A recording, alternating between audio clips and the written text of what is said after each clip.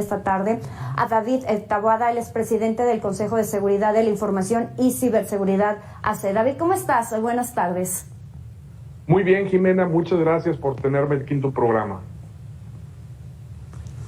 David, quiero que nos ayudes a entender lo delicado que puede ser este tema y por eso yo te pregunto, ¿es un fracaso de politiquería, como se ha empeñado en decir el presidente, o es un tema que tendría que estar preocupando y ocupando a las autoridades federales? Una cosa es el hecho, otra cosa es lo que venga como consecuencia de ese hecho. El presidente ha dicho que es politiquería. Yo pensaría que se refiere a todo el golpeteo político que esto ha generado, si lo hubiera, pero lo que no se puede desestimar es que se tiene una vulneración muy importante y una cantidad de información exfiltrada que no tiene precedentes. Ese es un hecho innegable. Y cualquier profesional de seguridad de la información y la ciberseguridad, que sí los hay en México y muy talentosos, pues no deja de escandalizarse por la magnitud de la información exfiltrada. Ahora, hay que tomar en cuenta también lo siguiente. El grupo hacktivista ha liberado 6 terabytes de información. ¿Tendrá más? No lo sabemos. ¿Habrá más? No lo sabemos.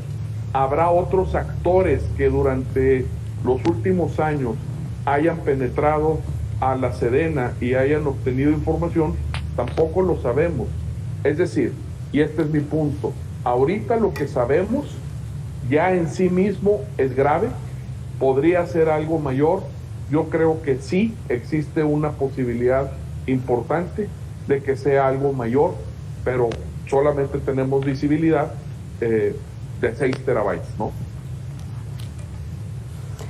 David, diera la impresión de que sí se está desestimando, incluso se ha minimizado este tema. Sin embargo, yendo ya al impacto que podría esto tener. Por un lado, se pudo haber prevenido. Hay quienes hablan que esta austeridad mal encaminada habría llevado a que no se protegiera de manera correcta la información, no se invirtiera en la protección. Sabemos también que otros países de Latinoamérica han sido víctimas de este colectivo de hackers. Me gustaría conocer tu opinión como especialista justamente en ciberseguridad. Mira, la ciberseguridad es una cobertura para un riesgo. Sí, y lo voy a poner en los términos más simples para que tu audiencia nos pueda acompañar en esta conversación.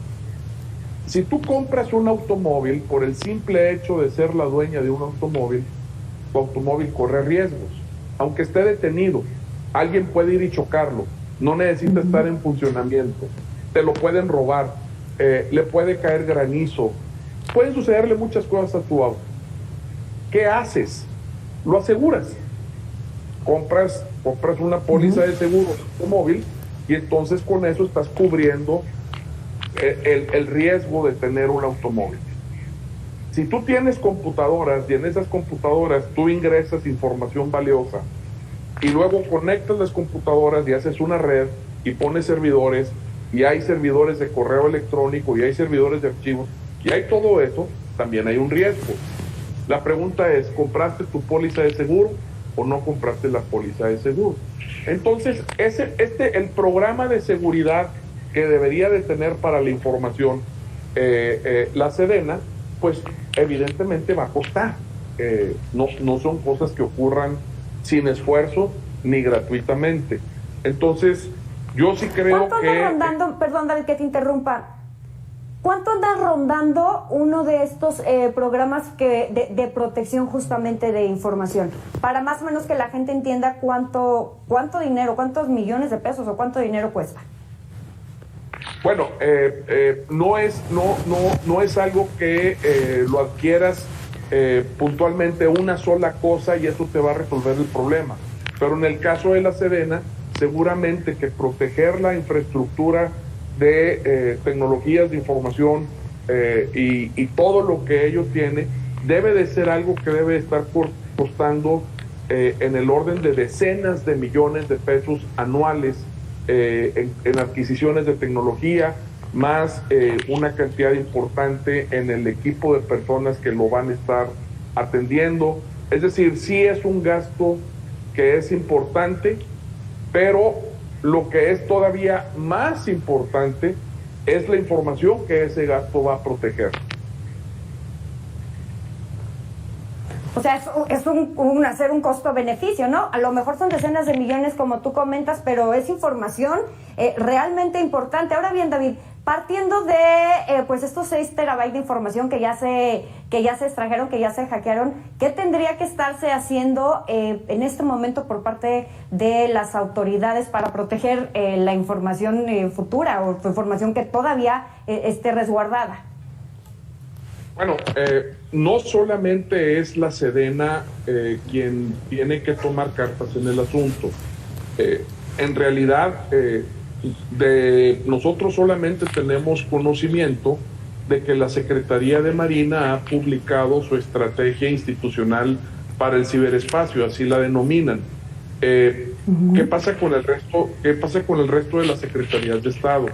¿Qué pasa con el resto de los organismos descentralizados del gobierno federal?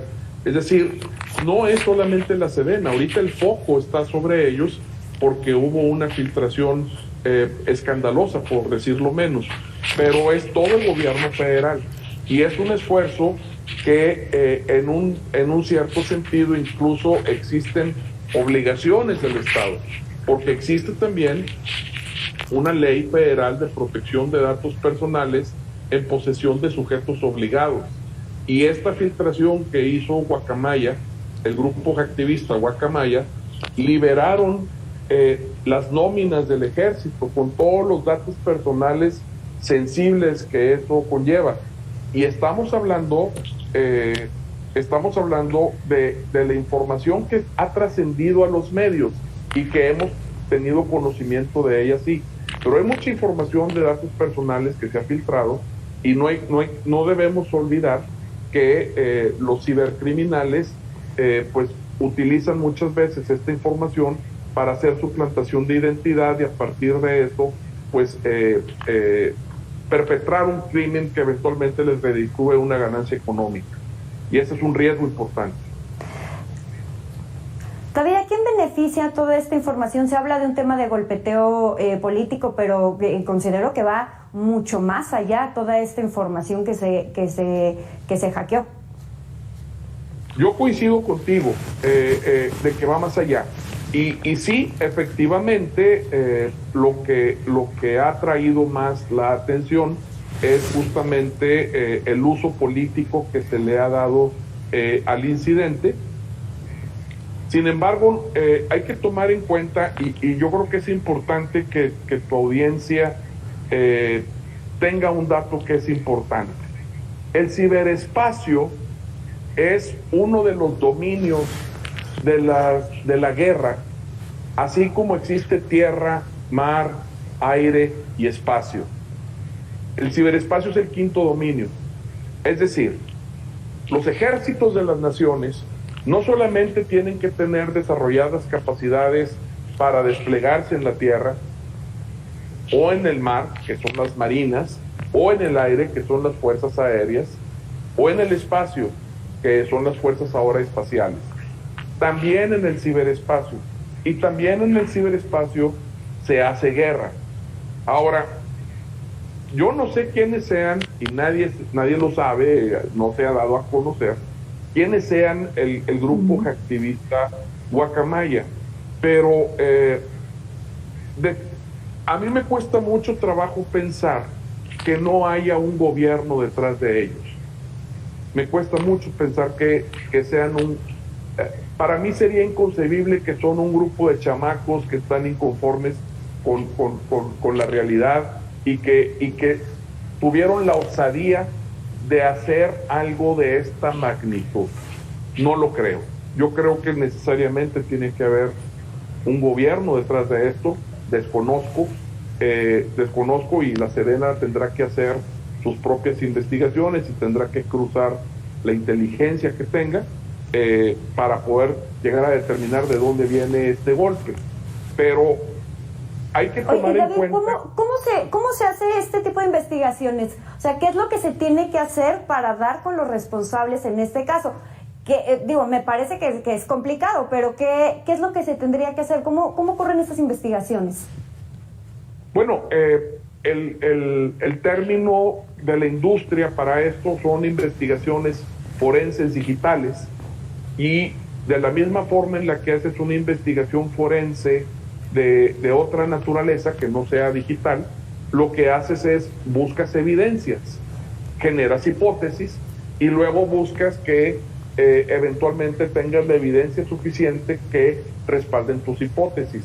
Entonces, especialistas tendrían que ir y revisar bitácoras, revisar otro tipo de huellas digitales que se van dejando por ahí, que pudieron haber dejado los atacantes. Me parece que en este caso pues no van a encontrar realmente mucho.